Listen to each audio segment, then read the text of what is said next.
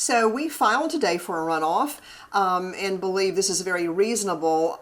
Dr. Murphy did not really achieve 75% of the vote of this district. And not only that, our voter support was quite widespread. Of the counties in our district, we won 6 of those counties as opposed to 4 for Dr. Murphy. So we thought this was a very reasonable request. So what that amounted to today was actually filing officially the request for the runoff and it being accepted. So now you still campaigning, looking to July. What is that process like for you and your team? Looking ahead to the second primary? Yes, quite busy. So we really didn't stop. And it will be more of the same, Dylan. We're going to be going all across the district, but fortunately this time we'll have more time to spend there. So I'm anxious to hear from all the constituents in the different areas. We'll continue spreading the same message that we have. And as we connect with voters, really identifying well the needs of the district further than we're even aware of now. I think, too, we'll continue, of course, with the fundraising, which is always part of a campaign, and proceed from there.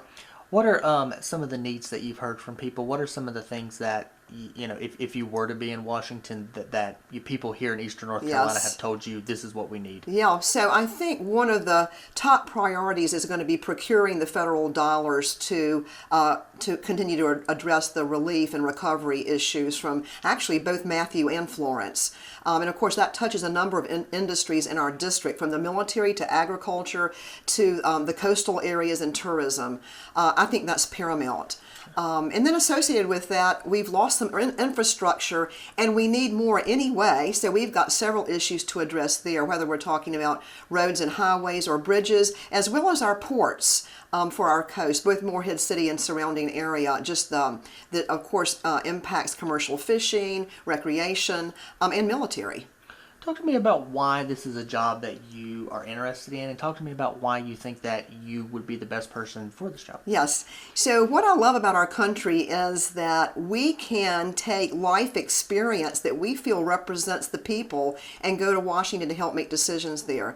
So after 61 years, and 34 of those years of mine being in this district, being involved not only as a mother raising 5 boys and other members actually of our community, but also experience in private sector, experience in the community, whether it's from education to the Christian community, public health community.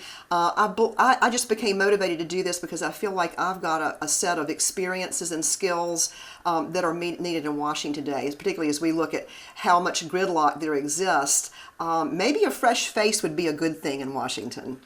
I was talking to a political science professor at ECU the other day about this race. Mm-hmm. He was telling me that he believes that if Alan Thomas, the Democrat, was to go all the way, that would be considered an upset because District 3 is more of a Republican base.